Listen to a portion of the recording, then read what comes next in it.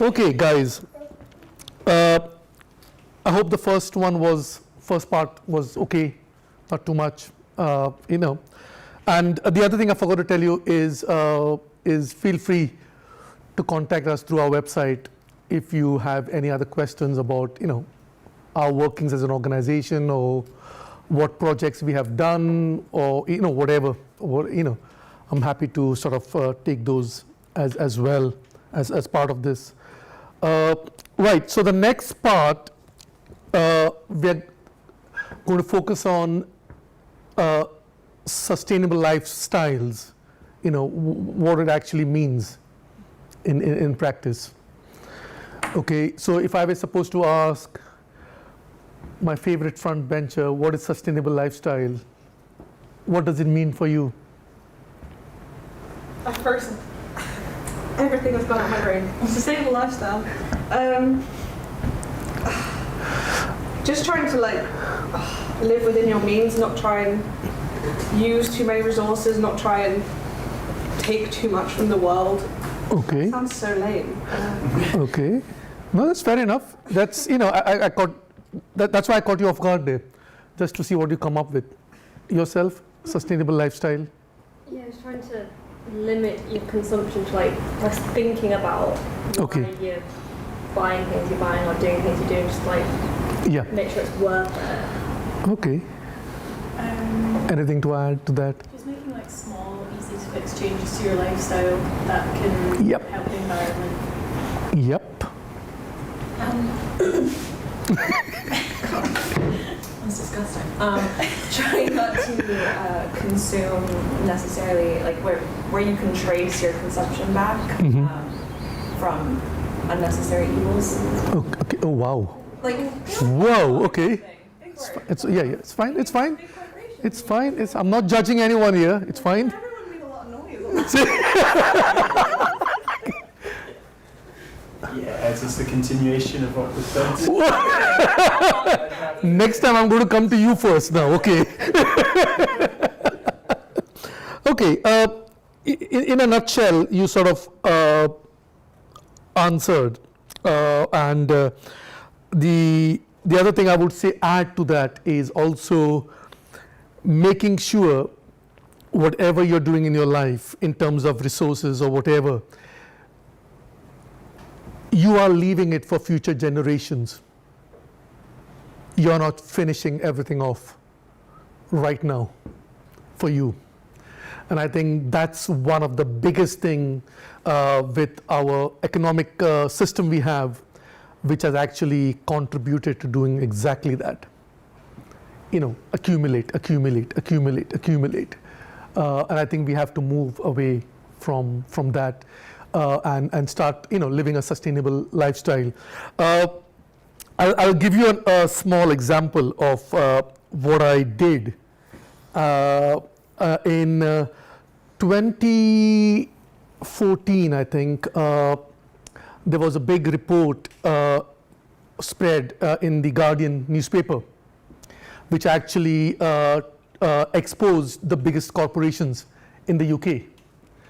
One was Starbucks, and the other one was everyone's favorite, Amazon.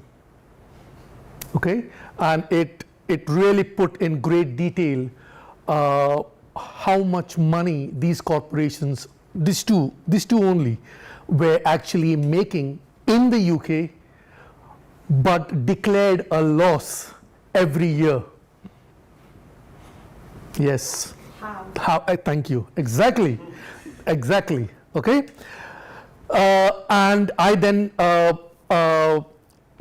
forgot to mention actually is that when I was much younger back home in India, I wanted to be an investigative journalist. That passion is always there. It's never gone away. So that part of me has actually contributed a lot for me to doing research and investigating anyone in the world, literally. Okay, but I couldn't go and work for any newspaper because it was at the right wing, left wing, center right, center left, and the whole nonsense. Okay, of it. But nobody was actually publishing the truth. That was the problem I had with the media. I couldn't.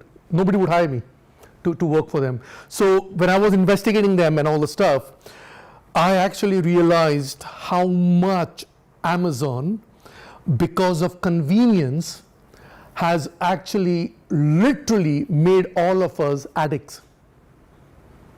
We are addicts to convenience. Okay? Go online, press this, oh, it's cheap, ta ta ta ta ta. I was one of them. Amazon, for the company, boom, boom, boom, buying left, right, and center, you know. It's only when I investigated it, I realized, oh my God, not paying, you're looking at about 30, roughly in the region of 30 billion, and I'm not making this up, 30 billion a year, Amazon not paying. Okay? Starbucks is separate. And then we are complaining and we are scapegoating people on benefits, that they are responsible for the state of the economy, when actually the corporations are not paying their tax. Now, could I do anything about that? No. Did I try to do something about it? Yes. It didn't go down well. Okay, so I just thought, right, politicians and everyone. So what I decided consciously, I thought about it for a month, and I thought, and I said this to my staff and board and volunteers. I said, I'm not going to buy anything from Amazon. The first reaction was instant laughter. They were like, oh, good luck trying it. I said, no, I will not. I will not. I will see where it leads me to. Till today, I haven't bought a single thing from Amazon. I've bought everything else from other independent retailers. Now, this is a small change. If we all do, okay, Amazon will crumble overnight. Okay, I realized the only way I could do it by myself is making that small gesture. Yeah, it's small compared to the bigger scheme of things, but at least I'm not contributing, or my company is not contributing to getting stuff from Amazon. Now, Amazon as a company not only is not paying any taxes, but it's also getting a lot of money from the government. You're very curious, that's good. A lot of money from the government. How do they get the money from the government? Anybody? There's one way they get money from the government on a very regular basis. Rowan, Gary, it's open to you as well. Is it registered as a charity? No, they can't register as a charity, no. Do they give the government equipment of some description? No. Is it training? No. No. So it's subsidised rents? You're close. You're close there. You're close, subsidized. Anybody else? Start thinking. Because if you want to do change in the world or influence it, you need to know what you're up against. Working families tax credits. They pay you a very low wage, which is then topped up by the government. Billions are spent by the government to top up people's wage that these companies don't pay. Nobody thinks of that.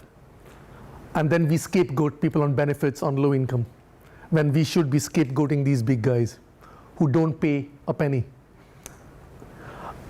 As a company myself, I have been paying my tax. You can find that out online as well, because all the details are up for anyone to see. Company house. Okay? As a small company, I'm paying my taxes. I don't have the resources of accountants, tax audits, and all these people to manipulate the system and take my money elsewhere. So I don't pay taxes. Which is why it was an informed decision. I said I'm going to source all my, whatever I need, I will source from independent retailers. Because these people do not have the facility to not pay the taxes. So they are actually contributing to public money, which then is used for a lot of other things. Information is power. That's why I always said, if you don't know what you're dealing with, you cannot have that change you want or impact or have an influence if you truly don't know how it works. And that's what I do as part of my, it's like a hobby. I research, keep digging till I find something. And I always find something in the end of it, always find something. So we can contribute by going to, local places like this for your coffee, whatever, try to go as much as you can. I know it's difficult. I know sometimes it may seem impossible. I've been there, trust me, I've been there. I've gone through that exercise myself. But if you really pursue it, you can, okay? And what also companies like Amazon do, they have decimated small businesses across the globe. So it's not sustainable at all. People have been jobless, no money to feed their families, having to do 2 jobs, 3 jobs just to pay the rent, while these companies are accumulating money. Okay? So that's one thing to be aware of in terms of environmental sustainability. It's the finances of it. And how you can, in your small way, contribute by not contributing to them. Okay? Any questions? I'm happy to share any information, as I said to Rowan, anything under the sun, because it's all evidence backed. So feel free, use me while I'm here just to get the information you need, whatever it is, okay? Yeah. Now, because the companies are not paying their fair share of it, there's a massive gap in public finances, as you probably are aware. And that's why our NHS is suffering, our roads infrastructure is suffering, everything is suffering because of that one main factor. And so we need to influence those policy changes that they can't not pay their taxes. They should be able to pay their taxes. We all are paying our taxes. Why are they exempt from it? What is so special about them? In fact, they need us more than we need them. But they'll let you, think that they are much in need. So we have to start changing our mindset. And environmental struggles is nothing new. It has been going on since the last century, 50, 60, 70 years, because visionaries and pioneers have seen where the world was going in terms of fossil fuels. They already saw where this was going, and they tried to actually, engage with people, make them aware, but nothing happened. Now, what lack of money causes? Okay.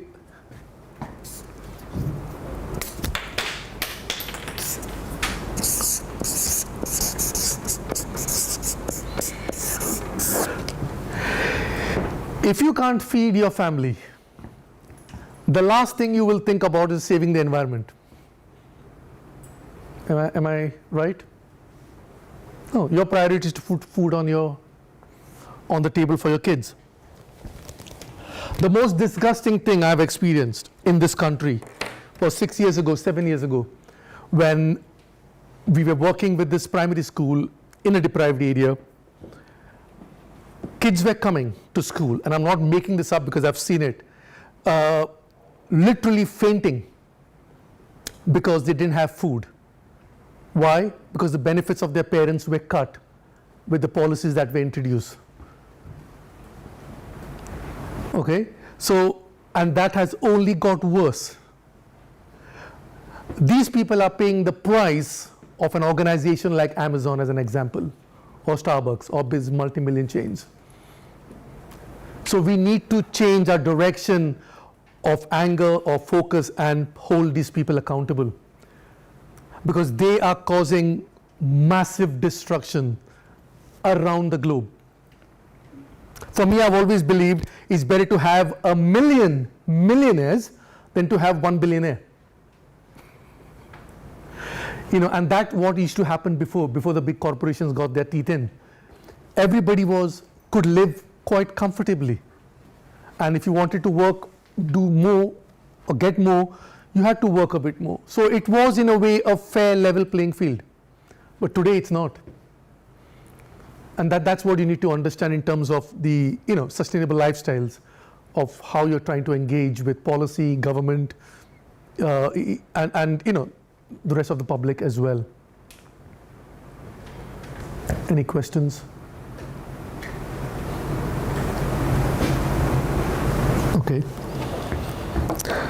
Okay, so poverty is when we did our growing programs, we designed it in such a way that the volunteers we attracted were coming from poorer backgrounds, to find a better word.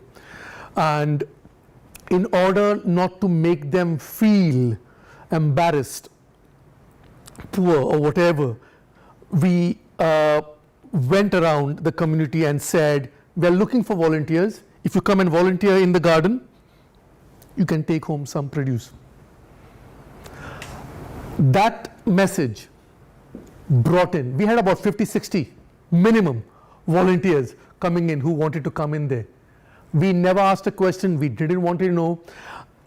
Climate Challenge Fund, for the record, wanted us to document. I actually convinced them, no, that is defeating the purpose of what you're actually trying to achieve here. Why do you need it documented? Who came? Their names, why do you need it? For what? I said, the numbers are more than enough as well. So it was a constant battle for me to make sure my clients and the community could come without having to feel they were in some sort of needy, vulnerable group. And that is very important. So the message I'm also saying to you is, if you are clear what you want to do with your life, you can do amazing things. And things happen. Now, as I've said, what I've done is not just me.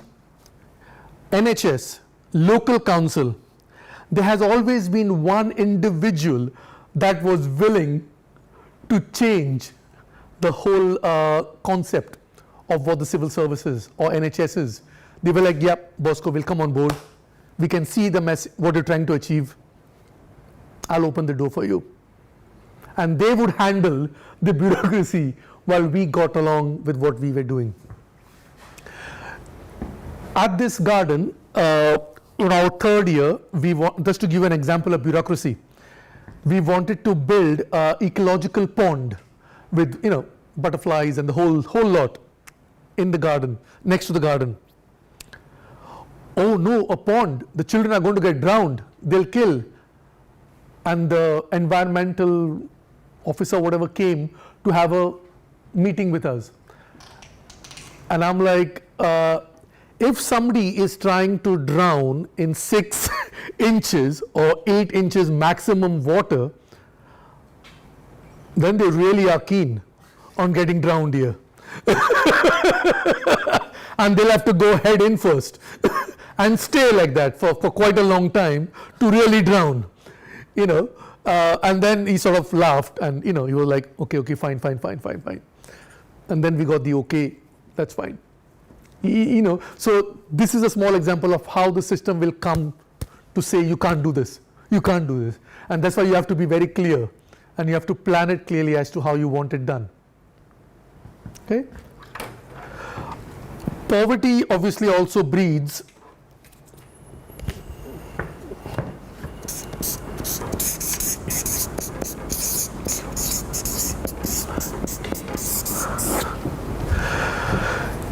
this is one of the big problems here in especially low income disadvantaged areas.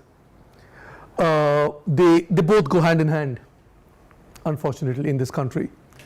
And as I said, the children coming to school fainting because of lack of food. So we then started a club, breakfast club, where kids would come, the first thing they would get is a proper breakfast. Now,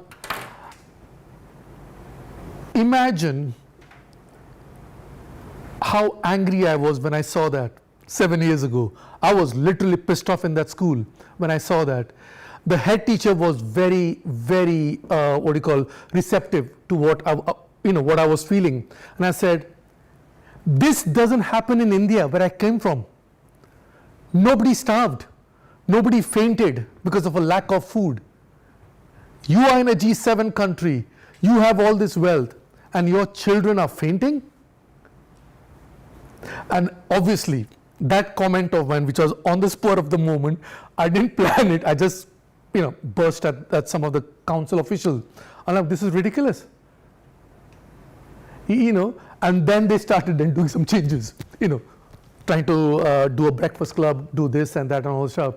But that's the point I'm making. How can you go and preach environmental whatever while the kids or the families don't have food on the table or don't know where their next rent is money is coming from? You can't. Full stop. And this is what we have to take into consideration when we are trying to achieve a sustainable lifestyle. That's what we should be aiming for. And it's possible. It is possible. Okay? Any questions?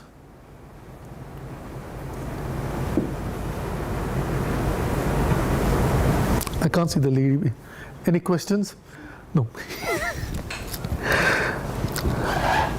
Okay.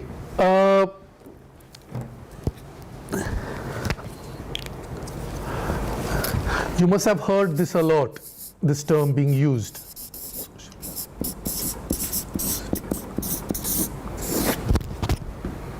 I use it quite a lot as well. Start with you, my friend. What does that mean to you? What do you mean when you see social justice? What does it tell you or say? I can only now think of it in terms of inequality, because we just talked about inequality for ages, but something that would ultimately look to make things more equitable, more fair, more just in all practice. Yep. Okay. Yeah, just trying to make it more equal, create a level playing field, work with everyone. Yeah, get a level playing field, which is not there at the moment. Yeah, just to kind of allow everyone to start from the same point so that nobody has an advantage or disadvantage over it. Yeah. Okay. Wherever there's been injustice, just trying to rectify it whenever there has been an unfairness, try and make it fair for everyone. Okay. Yeah, I only think of it in terms of fairness, really, just social fairness. Now, this has been going on for the last 40, 50 decades in this country. We are talking about the same thing again and again and again and again. Nothing has changed. So what is it that you think will change within your peer group? Nothing has changed. Do you know why? Or do you know what needs to happen for this to go away in this country? I'm just talking about this country. Go for it. The policymakers to actually implement things which are fair so that there isn't advantages to people. Okay, good one. Good one. Yeah, just the point I mentioned earlier, I feel, and you qualified it with politicians being in bed with various different fractions of powerful organisations. As long as that's the case, things won't change. Yep. Okay. Anybody else? What can you see that needs to be done? As I said, it's been going on for the last 50, 60 years, if not more, in this country. Everybody before you has come and spoken about it, but it hasn't moved. In fact, in the last 10 years, it's gone backwards. So what do you see as a young person? What do you think or who is the problem here, or what is the problem that needs to be addressed. I think we're just like a place that can only see growth through like the economy growing. Like we can't see any other way of going forward apart from just getting more money and growing exponentially. So anything else that would potentially decrease that or reduce how much it increased is just not considered a priority. Yeah, that's a good one. Yourself, any? I'm personally for a complete governmental restructuring, but I'm more on the radical side of things. Okay, no, that's fine, but that's the whole point when I did my round King Arthur's table thingy, because we all have to come together. And if the current state of poverty and inequality has worsened to be political here since 2010, when the Tories came to power, they completely dismantled, in my opinion, and I've gone on record in my columns about it, the humanity of the benefit system. They have made it inhuman.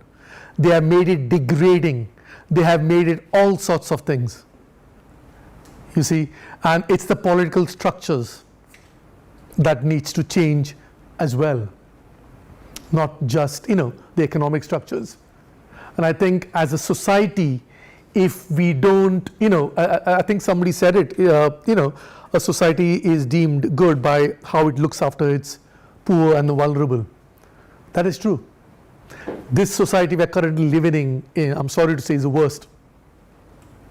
Because we are not. I live in a very posh area in Peebles, in the borders. I don't know how many people know of Peebles. Okay, when I first moved there 20 odd years ago, the landlady, bless her, she was English. She was like, Bosco, I just want to warn you something. I was like, what? She's like, you are aware you're moving into a very white, right-wing, conservative area. And I'm like, great, I'm going to bring some color finally here. And I've been there 20 years. And it's fine, absolutely fine. Never a single problem. Never a single problem of race or what, nothing. Okay, and why do you think that is? I don't give a shit. One swear word. I go about doing what I do. I'm approachable, I mix, involved with the community, doing so many things there. That's it. Even though being from that frame of mind, people acknowledge. Because you see, at the end of the day, if only when you engage with someone, you can talk to them and let them know where you're coming from. So when I say, I'm coming from here, I'm horrified to see this happening here, considering this is who you are, something is wrong. So then people go, okay. So having that conversation always is a must. Because otherwise, none of this will change, and we'll always be talking to our own group of people, family people, or to the converted always. And we need to go out there and talk to other people as well, because then only, because there's so much misinformation, as you probably know, about a lot of things. Okay? Yeah. The other thing I wanted to highlight on that is about the green movement. As I said, touched on it before in the first part of my lecture, is India is pioneered way ahead in green alternatives, energy resources, food, you name it, everything. But nothing is being made aware here to people that it's possible. You see, Latin America is way ahead in green. The reasons these countries are ahead in green technologies, you know why? Because they don't have the money to buy the Western oil resources or oil influenced resources. So they had to come up with creative ways to sustain their communities, their people, and their country. What I do, part of my role in all of this, is work with Scottish government and highlight certain things to them as well that is happening globally.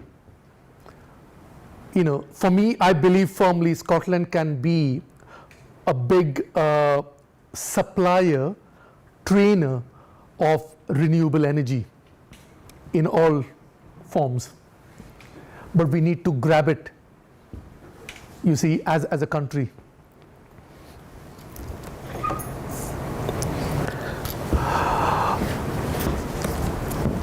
Any more questions?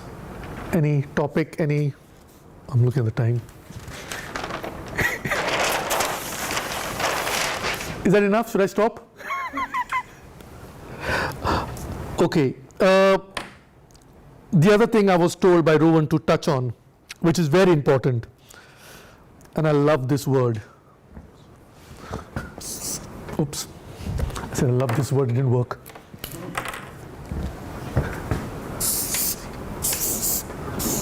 What does this stand for?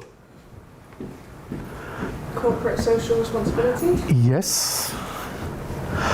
Now, I'll go back to the gentleman there. What does that mean for you? Corporates. It's you.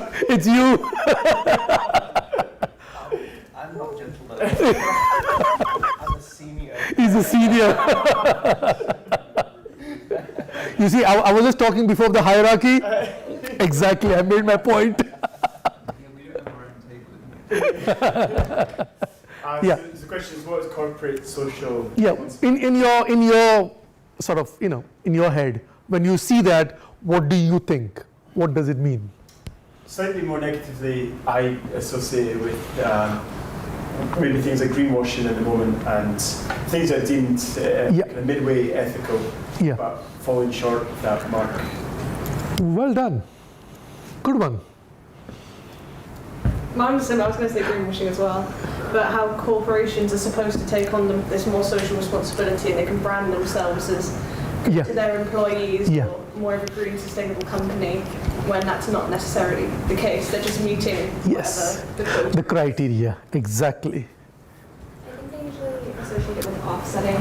Like that's how a lot of them interpret their social responsibility, is saying that they'll pay into a Yeah. carbon offsetting scheme for whatever they're generating. Yeah. Okay. Yep. Yeah, I think a lot of the time it's just like cheap and easy ways to be able to, for businesses to be able to brand themselves. Yeah. Look, we've got a good image, look at us. Yeah. Exactly. It's a scam. In my opinion, it's a complete scam. I mean, I can go on record on this as well, which I am. It's a scam because I've worked with organizations, and I was horrified to see how they treat their staff. Number one, because for me, before you sell a product or service, you have to look after your staff. If you're not treating your staff well, no matter what good you claim to do, for me at least, it doesn't add up at all. How can, it's like the concept of fair trade. Do you know what fair trade is? Okay. Now, this is the problem I had with fair trade when it first came out, and I wasn't liked by many people because I pointed it out. Fair trade was, in its original concept, brilliant. Okay, it was meant to target small businesses globally from third world countries or developing countries. Okay, for them to get their product to the Western markets. Okay, perfect. I have no problem with that, and it worked fine. The big giants like Nestle and all suddenly thought, hey, wait a minute, we can also be part of fair trade. So like the hijacking of CSR, before this came about, they started fair trade coffee, Nestle fair trade coffee, or whatever. On one side, you're decimating farmers or coffee growers, and on the other side, you're picking a very convenient place in the world, a country which has lax laws, go in there and you get your coffee cheap. Yes, you pay a bit more money, still nowhere near what they're supposed to get, and you get labeled a fair trade provider. That's the system corrupt at its core. Because the big guys come in with the money and the muscle power and their links globally, and they push. So today, if you look in the market, go to any supermarket, look around for fair trade products. You won't find what you used to find about 10, 15 years ago. A lot of independent products from small farmers, cooperatives around the world. Now they're all taken by the big ones. It's gone, hijacked. So they come and take. But there is always hope. We as consumers should be smart at this. We should see this coming, and we should not, engage with that. Stop buying it. Sorry, Rowan, you? Do you know whether trade crafts still exist? No, I don't think in its original form, no. Because they were right at the forefront. Yeah. I mean, they also come under pressure, unfortunately, with money, finances, and all the stuff, and then they get pushed into an area, because even fair trade, they didn't want to go into that area. They didn't originally want to support any of the big corporations. They didn't, but they were pushed. Yeah. You see, that's the problem.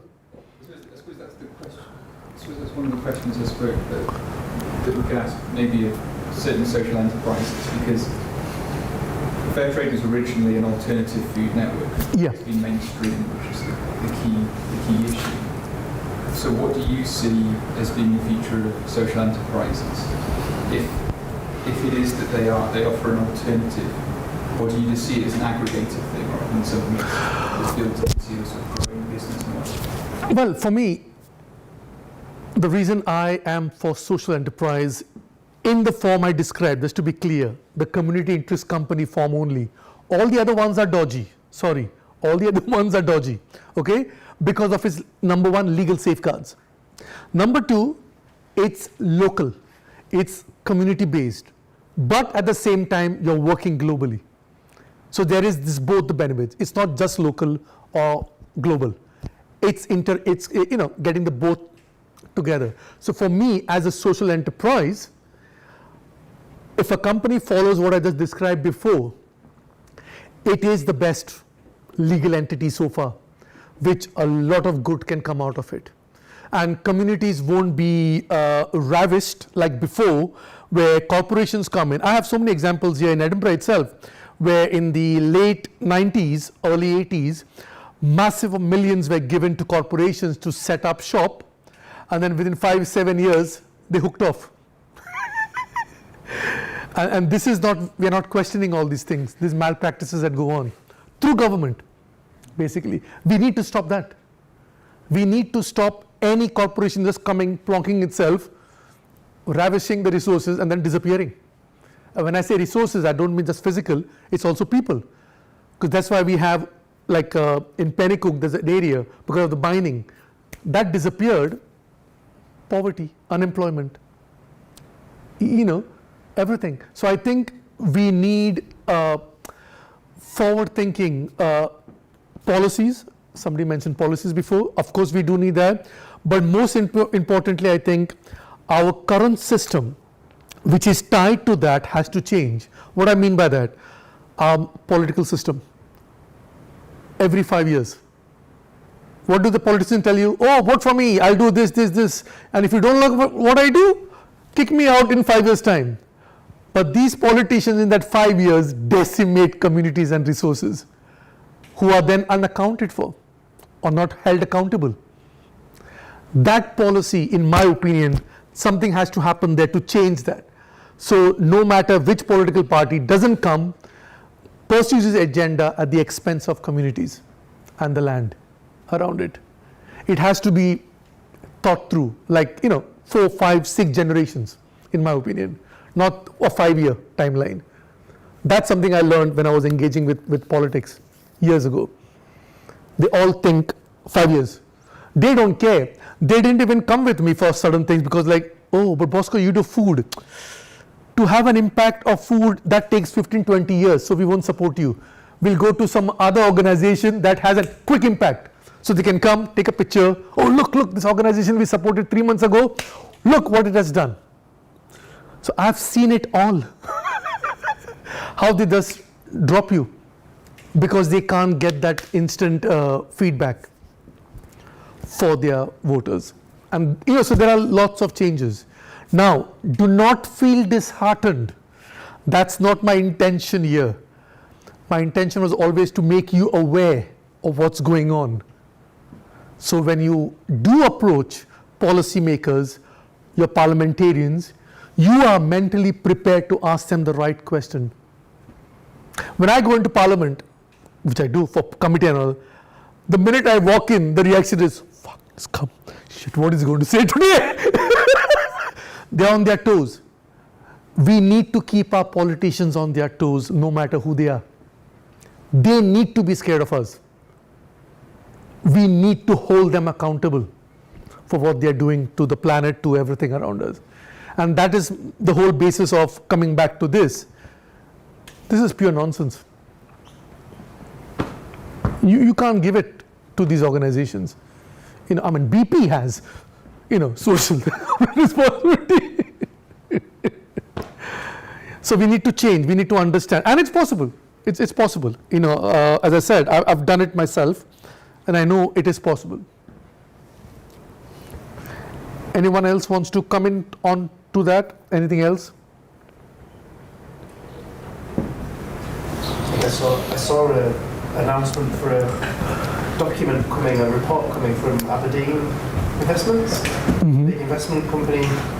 They were saying about this and saying now that corporate social responsibility, the greenwashing is now actually, they're now briefing companies on the fact that is potentially more damaging to their share prices than not having any sort of CSR policy at all. So they're now starting to brief companies on greenwashing is worse than nothing. You should now be moving into this new area. What this document's going to say, but that's what they were the ground for, which was seems a positive.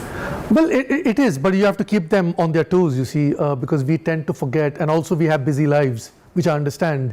And I think one of the things I do is I don't have any vices, as I call it. So, I have a lot of hobbies. So one of my hobbies is just investigating and researching stuff, and I love it. And I find stuff, and which I can then highlight. So just for the record, our current website, youcancook.org.uk, is 10 years old. It's going to have a massive overhaul. The new website is actually complete. I'm hoping to launch it soon. And even in the old website, there are links and information to research papers, videos, you name it.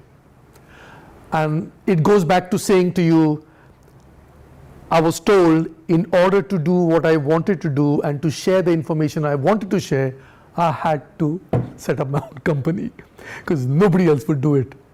That's it. So there's a lot of information where, at your own leisure, whatever, if you feel like doing some very hardcore reading on stuff, it's all there as well. I did put in here for this seminar only two books as recommended reading. One is the book is called The Long Emergency. Has anybody heard of that? The Long Emergency. It's by James Howard, counselor. The Long Emergency. You read that book,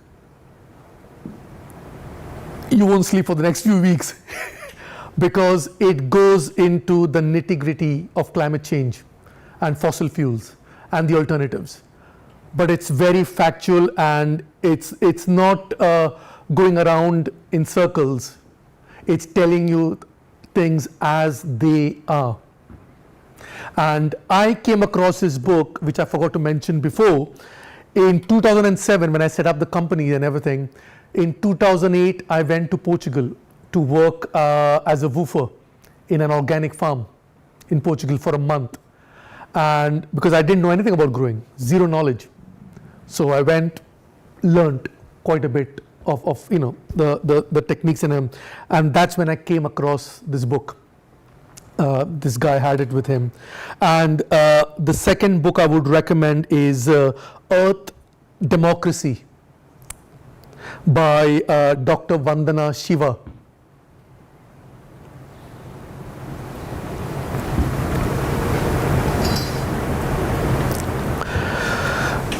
Dr. Vandana Shiva, just to give you a bit of a bio on her. She's an Indian physicist, doctor, scientist. Okay, in the late 60s, early 70s, she saw the destruction of the land in India and corporations cutting down massive chunks of forest and all the stuff, okay? And she started what was then called the Chipko movement. I'll put it, it's in Hindi. Picking the wrong one again.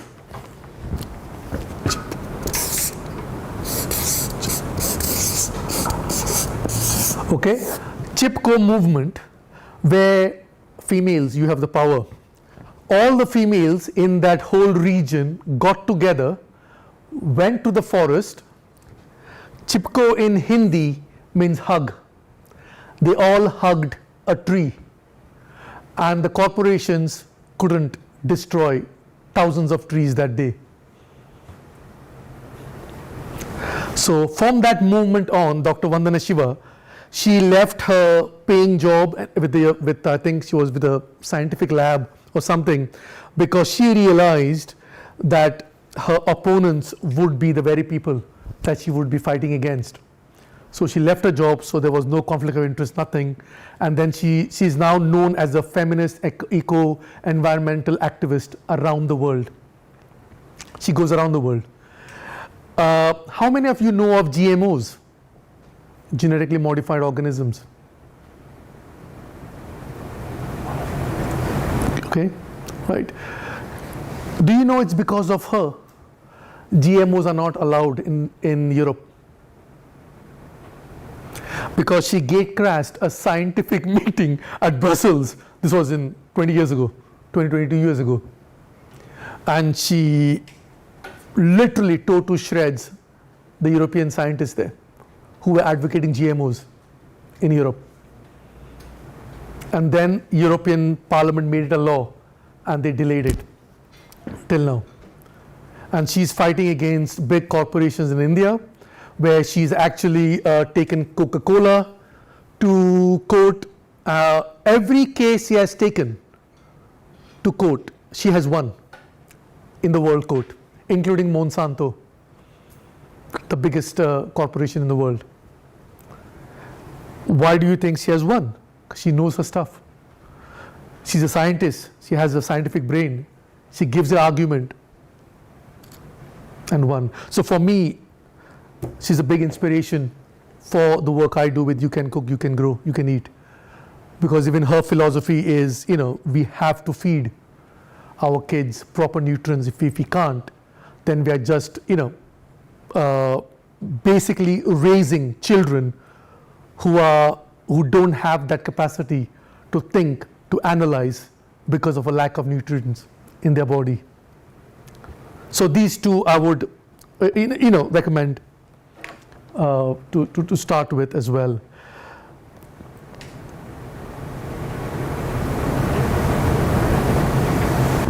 Yep. Anything else?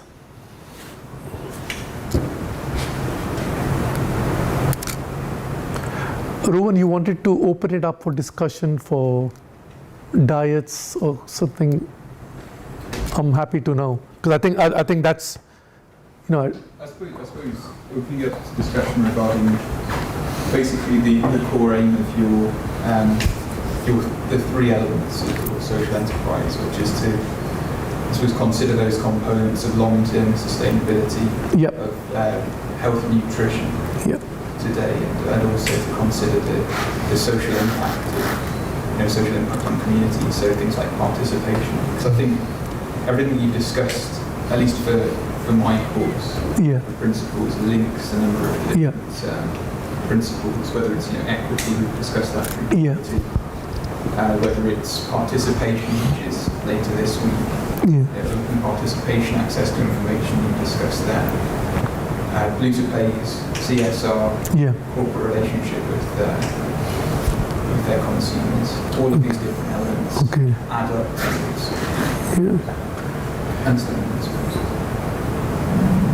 You can say something. I was just interested how, because we have this, it came up, it was a comment that you made, I should say it. Best behavior. Senior. There's a comment, it's like off-the-cuff comments made in earlier tutorials by couple of students, they're not here, but it was kind of like, I thought about it afterwards, which was the assumption being that, you know, food poverty wasn't a thing Yeah. in Scotland. I just wondered, with your experience, how prevalent it is that people don't, you know, it does actually, having a pound for some food is actually a big thing, and how prevalent that is in Scotland in terms of how many families actually struggle. They're counting every penny when they go to the supermarket. Exactly. And because people are like, the area I live in is a bubble. I call Peebles a bubble. And most of the time, my work, I always go to underdeveloped or disadvantaged communities. I take the money there because they need it more there. In Peebles or whatever, sometimes is people are well off and they have time, as I say, to do good, to show they're doing good. So actually, that's all it is. It's like, oh, I'm doing, so and so. I'm doing this. I'm doing that. But they are actually contributing to that. By the extended activities, you see, but they don't connect that. And I firmly believe, I'm a great fan, by the way, of quantum mechanics and quantum theory. Okay, we are all connected, no matter the distance. Okay, so we really have to understand that we can't work in isolation or separation from the other. What is happening currently around the world is it's staring in our faces, this inequality, poverty, and the whole lot. Why? Because in the last few decades, we have actually been conditioned to think, this is separate. Like, for example, I've always been told when I was growing up in India, and here is the same, is, keep your professional life separate from your personal life. I'm like, but how can you actually do that? Okay, think about it when you go home today. So I always struggle with that, and which is why I think we have so much damage to the world, is because people go and do what they do in their professional life, that is destroy the planet, whatever they do, and then they come to their personal life and they are lovely, nice people. No, you can't. You have to be, nice every time. You can't separate yourself, because your actions have an impact on somebody else's life. Maybe it doesn't have on your life or your family's life. And Peebles is like a cocooned area where people are wealthy. They are wealthy. Agreed. But there are pockets in Peebles now where there's poverty. People are struggling. And all the stuff, because of money, lack of money, and all the stuff as well. And unless we don't truly grasp that, that the reality, as you said, people still don't believe there's food poverty in this country. What food poverty? And people are so well-educated people, in my opinion, are the most meanest. Because they can judge someone so quickly. Oh, but they shouldn't be spending their benefit on a beer or a cigarette or a, they can be. And my argument to them is always, fine. But what has that child got to do with it? There's a child suffering there. I said, you have made yourself feeling good by pointing to the parent. But I said, the child is suffering. Is it the child's fault? So what I tend to do is, try to look at the bigger picture. But that's what we did in India. We didn't go, oh, you're this, so we won't touch you or won't support you. You have to look at the bigger picture, because there's an extended family always. And you have to work with that. You can't separate it. What is happening in the world until today, and it's changing, in my opinion, it's changing, that we have to work together. Because the planet is one. The borders that are there are man-made borders. There didn't exist borders thousands of years ago. It was, when the landmass was one. Okay, so we need to go back to understanding that we have to work, together.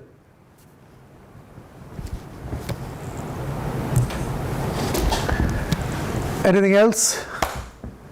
I have a question about your business. Yes. Is there much food waste produced from the You Can Cook? And if there is, what happens to it? Very rarely food waste is there because people gobble up the food, number one. Number two, with the peelings and all the stuff, they go in the compost. So we have a policy where we also have what you call is, we were the first companies actually in Scotland to get compostable crockery. Compostable. I don't trust figures and whatever, because they were telling, oh, this gets composted in your household bin in say 4 weeks, 6 weeks. I did that just to check. It took 3 months, but I don't blame them. I said I blame the Scottish weather where it's damp, so it's taking a bit longer. But it did. So we use that as well. And one of the most popular sessions, cookery sessions we have is people want to know more about is cooking with leftovers.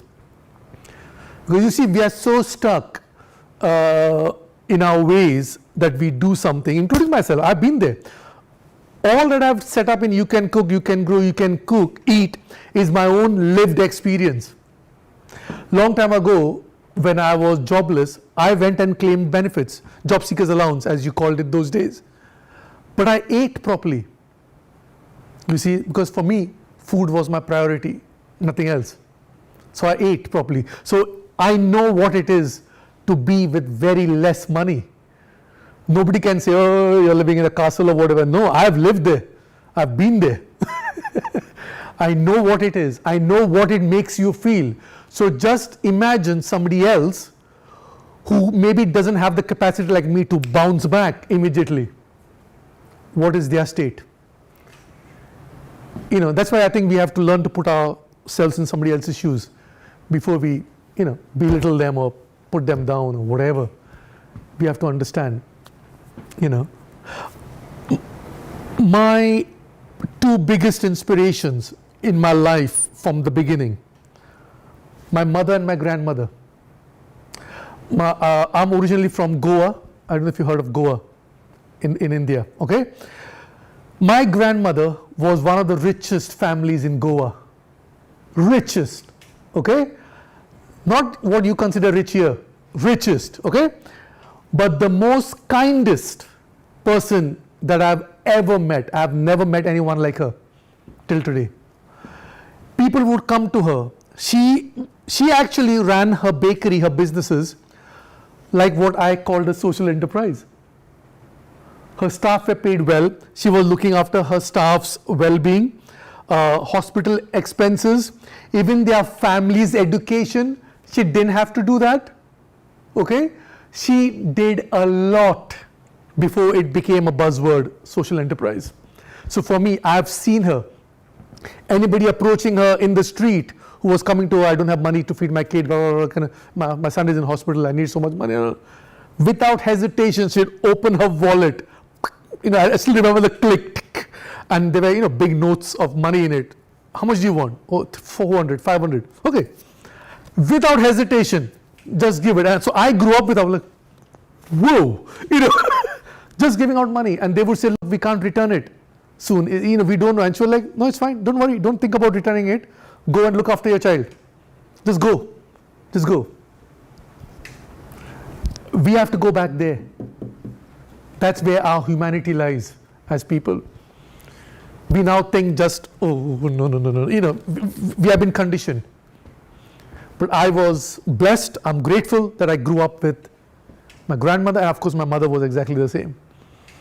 So for me, I have these two strong role models, both women. No strong male models, unfortunately.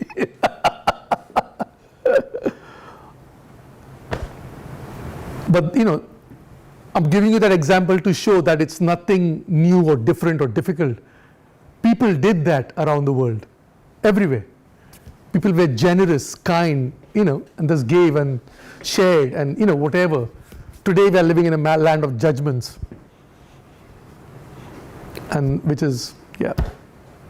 So, anyway. On that note, any more questions, anything? Because that's anything you want to clarify, ask, please.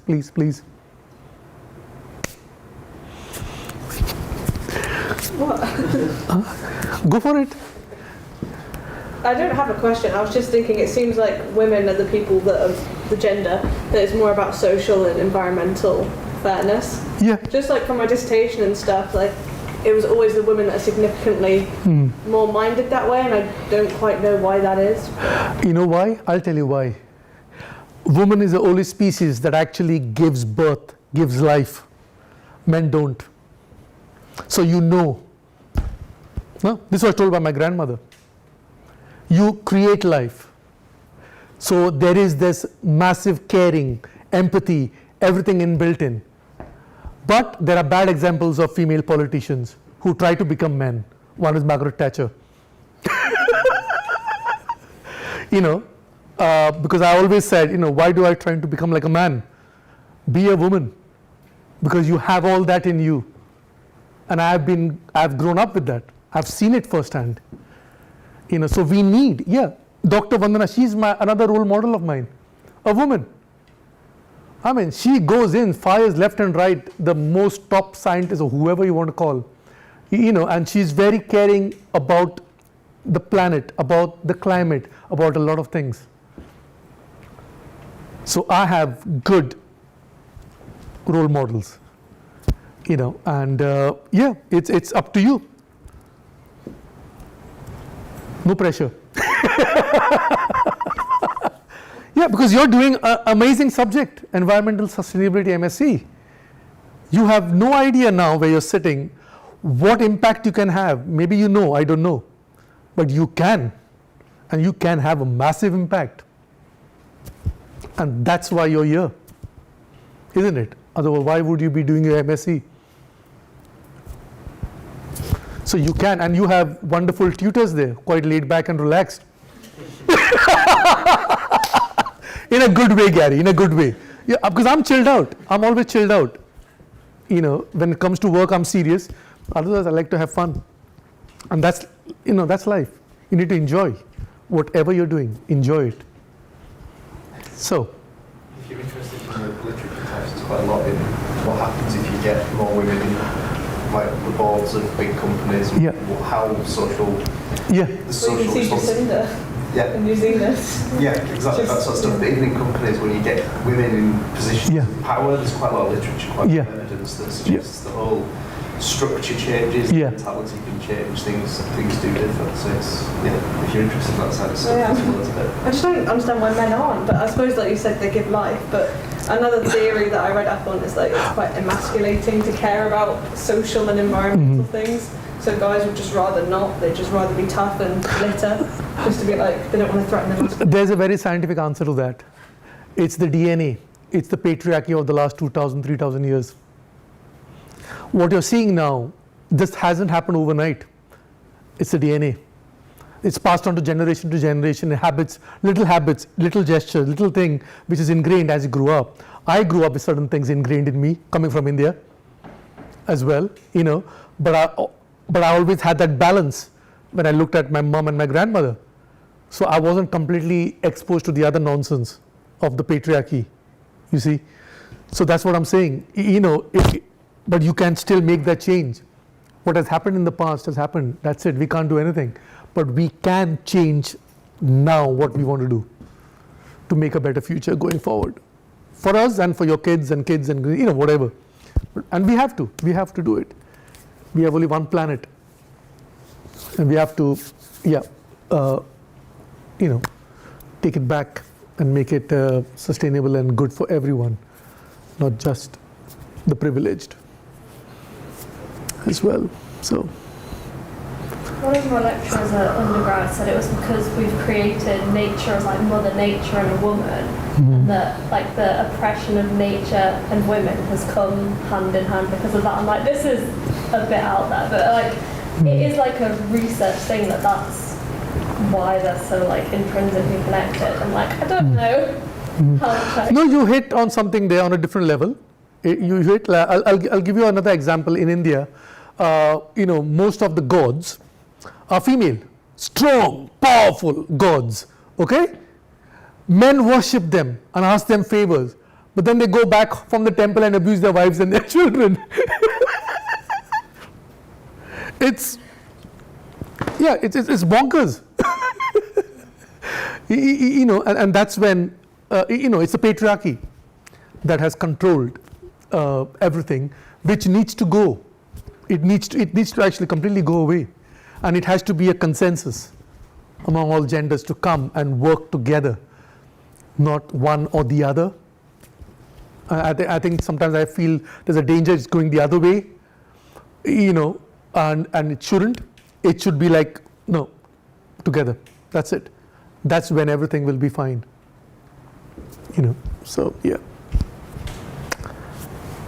That is me, unless anyone has any questions. And Then a lot of the students are starting to think about dissertation topics. Mhm. Open for students approaching to us, because I know Liam talked yesterday about composting and food waste and stuff. Are you interested in having chats with students about possible research? Have you got areas of research that your organisation could benefit from with dissertation students? And is that something that... With that particular thing, not at the moment, because all our growing projects, should I say, has been handed over to the community. So we are keeping just an oversight on it, because it's always been a publicly funded thing. So as a company, we have oversight. But I can have a chat, because my volunteers now who are looking after the respective and are doing it, I can point you in that direction to whatever. Yes, of course. I was getting to that without saying, that's not possible. Yeah. But I wanted to explain the background, because now it's all the 5 growing projects are being, handed over. But I have, they come to me if they have any problems with funding or, SEPA rules as well, and all the stuff. So yeah. Yes. The answer is yes. Cheers. Yes. Yes. Yep. Anybody else?